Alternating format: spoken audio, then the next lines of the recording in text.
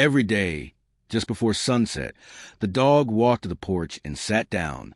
He didn't lie down. He didn't sleep. He just sat, still and quiet, his eyes fixed on the horizon like he was waiting for something to return. The porch was empty. The old rocking chair no longer moved. The laughter that once filled the air was gone. But the dog stayed. Neighbors began to notice. Some thought it was sweet. Others thought it was sad. But the family, they started to worry. Because it wasn't just a habit. It was a ritual. At the exact same time, every single day, the dog left whatever he was doing and made his way to the porch. Then one evening, just as the sun dipped low and the sky turned gold, something changed. The dog sat taller. His ears twitched. His body leaned forward. And what he saw made the family cry. The dog's name was Tucker, a shaggy, golden-haired retriever with a slow walk and eyes that always looked like they were remembering something. He had been part of the Bennett family for nearly 10 years. They got him when their youngest, Jonah, was still in diapers. Back then, Tucker was full of energy, bounding to the backyard, chasing butterflies, sneaking socks from the laundry basket. But as the years passed, so did the chaos. The house grew quieter. Jonah grew taller, and Tucker grew older. His steps slowed, but his heart never changed. He followed Jonah everywhere, out to the barn, up the hill behind the house, even to the bus stop when school was still part of their rhythm. Tucker wasn't just a dog. He was a companion, a listener, a shadow that moved with Jonah through the seasons. At night, he'd rest his head on Jonah's foot under the dinner table. In the mornings, he'd wait by the front door until Jonah gave him that sleepy head pat. They had a bond that didn't need words. So when Jonah left for college, Tucker waited by the gate every evening, ears perked, tail hopeful. When the cancer came and Jonah came home for good, Tucker never left his side. Not once. After Jonah passed, the porch grew quiet, but Tucker returned to it anyway. Same time, every day, like he still expected to hear footsteps behind him, or a voice calling him home. Tucker's routine was predictable, almost comforting, but slowly, things began to change. He stopped following Mrs. Bennett around the kitchen. No longer did he nudge her hand for a treat or rest his chin on her lap during quiet evenings. Instead, every afternoon as the sun began to dip, he would quietly slip away, heading straight to the porch and sitting motionless. At first, the family thought he was just getting older, needing more rest. But his eyes told a different story, haunted, searching, distant. He stared at the empty rocking chair, as if expecting someone to return. The porch wasn't just a spot for him anymore. It was a waiting place, a place filled with silent memories. Neighbors started noticing. "That dog is always on that porch, isn't he?" they'd say. Some offered to take him for walks, but Tucker refused to leave. He stayed, rooted, waiting. Mrs. Bennett became worried. One night, Tucker whimpered softly, pacing back and forth in the hallway near Jonah's old room. She sat beside him, rubbing his ears, but he stiffened and turned his gaze toward the closed door. That was when she decided to call the vet. The vet examined Tucker thoroughly. Ears, eyes, joints, heart. Nothing physically wrong. Sometimes, the vet explained gently, older dogs grieve in ways we don't fully understand. They remember more than we realize. Mrs. Bennett nodded, but something inside her felt unsettled. This wasn't just grief. Tucker was trying to tell them something. They installed a small camera on the porch to watch him when they weren't around. The footage showed Tucker sitting silently for hours, eyes fixed on the distant woods beyond the fence. Occasionally, his ears would twitch, and he'd tilt his head as if hearing something far off. At one point, he barked softly, not at any visible animal, but into the empty air. The family tried to explain away. Maybe he was sensing wildlife. Maybe it was a wind. But Tucker's gaze never wavered from the horizon, and his bark never came without urgency. One evening, after a particularly restless day, Tucker blocked Mrs. Bennett from entering the porch. He growled low, the sound strained for such a gentle dog. She froze. The growl wasn't threatening. It was a warning. The next night, Tucker sat by the porch again, and something was waiting there, something only Tucker could see. Mrs. Bennet sat quietly in the living room, the soft ticking of the clock filling the heavy silence. Her hands trembled as she folded a worn blanket, her thoughts drifting back to Tucker and his restless behavior. She whispered aloud, "What if he's trying to tell us something? What if he's sensing something we can't see?" Her husband, John, looked up from his newspaper, worry etched deep into his brow. "Maybe he's lost without Jonah," he said gently, but his voice lacked conviction. "Maybe it's time we think about what's best for Tucker." Tears welled in Mrs. Bennet's eyes. Giving him away? After everything? He's been part of this family for 10 years. How can we just let him go because we don't understand? John sighed, running a hand through his thinning hair. "I'm just scared. Scared he's hurting. And maybe we can't help him anymore." Their daughter, Emily, who had been sitting silently nearby, finally spoke, her voice soft but firm. "Tucker isn't hurting us. He's hurting inside. But I don't think leaving him alone would help. He needs us now more than ever." The family sat in that room, the weight of their shared worry pressing down. They had never seen Tucker act like this before, so quiet, so desperate, so distant. The barking at the porch, the growling, the staring. It wasn't just grief. It was something else, something none of them could explain. Mrs. Bennet wiped her cheeks with a trembling hand. "He's always been our protector, always been our comfort. But what if this time he's warning us?" They all knew the truth was tangled somewhere between love and fear. And the hardest part was not knowing what to do next. One chilly autumn evening, the Bennets were settling in for bed.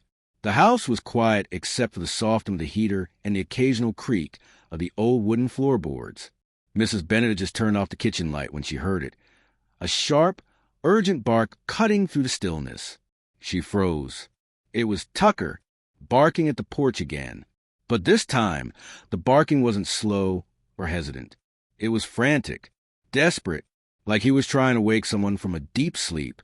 Mrs. Bennet hurried to the window and saw Tucker pacing in front of the porch, barking nonstop, his tail stiff, his body tense. Her heart quickened. Something was wrong. She threw on a coat and rushed outside, her slippers sliding on the pavement as she called, "Tucker!" "What is it?" The dog didn't stop barking. Instead, he ran toward the back door, scratching fiercely at it with his paws. Mrs. Bennet fumbled with the lock, her hands shaking. As soon as the door opened, Tucker bolted inside, running straight past her and into the living room. He stopped suddenly and began barking furiously at the basement door, the door that was usually shut tight at night. She stepped closer, her breath visible in the cold air. Then Tucker started growling low and deep, pawing at the door, whining. Mrs. Bennet's pulse pounded in her ears as she hesitated before pulling open the door. The basement smelled strange, a faint, sour odor she hadn't noticed before. Suddenly, Tucker lunged forward, barking harder, circling around a dark corner. Mrs. Bennet's eyes widened in shock. There, lying on the cold concrete floor, was John. He was unconscious, his face pale and his breathing shallow. "John!" she screamed, dropping to her knees beside him. She shook his shoulder, but he didn't respond. Tucker barked loudly and nudged John's chest with his nose. He then turned and ran to the stairs, looking back at Mrs. Bennet as if urging her to follow. Panicked, she grabbed her phone and called 911, her voice trembling as she explained the situation. Within minutes, paramedics arrived. They rushed John to the hospital, stabilizing him just in time. Later, the doctors revealed that John had suffered a severe carbon monoxide leak in the basement. The silent, odorless gas had knocked him unconscious while he was fixing the old furnace. Mrs. Bennet collapsed in tears, clutching Tucker tightly. "He saved him," she whispered through her sobs. Tucker, who had barked every morning at the porch without anyone understanding why, had sensed the danger long before the leak became life-threatening. His restless waiting, his persistent barking, it was all a silent alarm. And thanks to him, John was alive. For the first time in weeks, the house felt warm again, not just from a heater, but from hope. The next morning, the doctor sat quietly with the Bennets in the hospital waiting room. His expression was serious but kind, and his words carried a weight that settled over the family like a heavy blanket. The carbon monoxide levels in your home were dangerously high, the doctor explained gently.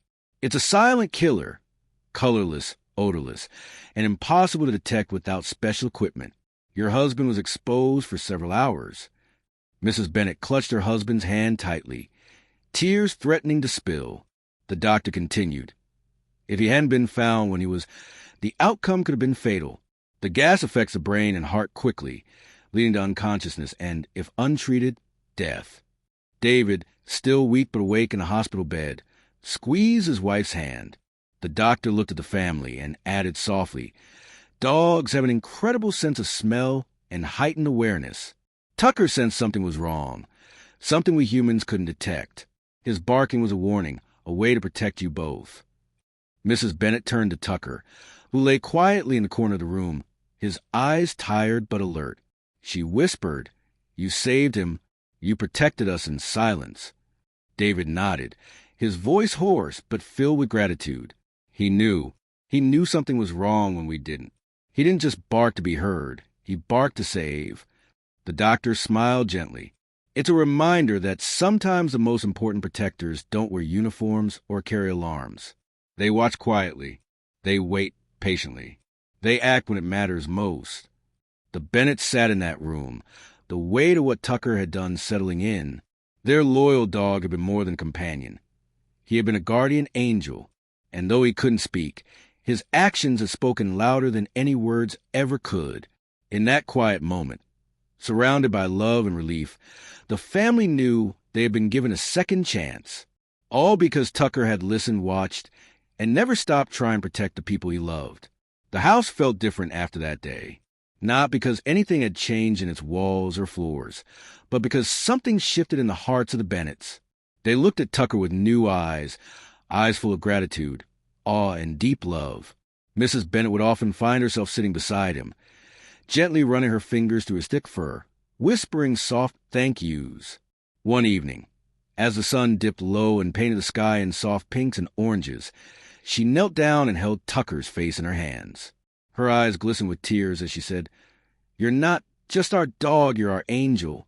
Tucker, calm and steady as ever, blinked slowly and leaned into her touch. It was as if he understood every word. From that moment, he didn't just belong to the family. He belonged to their hearts. Days turned into weeks, and Tucker returned to his old routine. He followed the family on their walks, lay by the fireplace during quiet evenings, and waited patiently by the porch. But the barking stopped. He didn't need to raise an alarm anymore.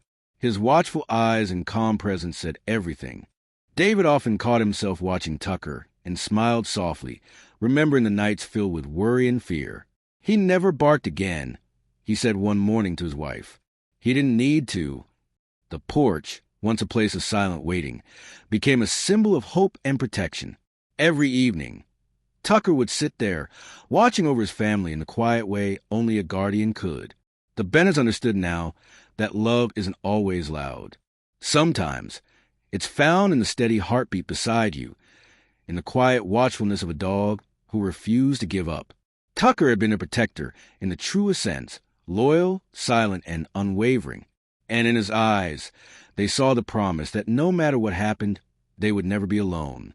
Sometimes the greatest acts of love are the quietest. They don't come with fanfare or applause, but with steady loyalty and unwavering presence. Tucker didn't need to shout to be heard. He simply watched, waited, and acted when it mattered most. His love was silent, but it saved a life. Not all heroes wear capes. Some watch over us in the softest ways, guarding us when we least expect it. They listen when no one else does and protect us without asking for thanks. Tucker was one of those heroes, a guardian who reminded us that love is found in the smallest, quietest moments. If this story touched your heart, subscribe to our channel for more true stories of love, loyalty, and the silent heroes among us. Because sometimes the bravest acts are those done in silence by those who love us most.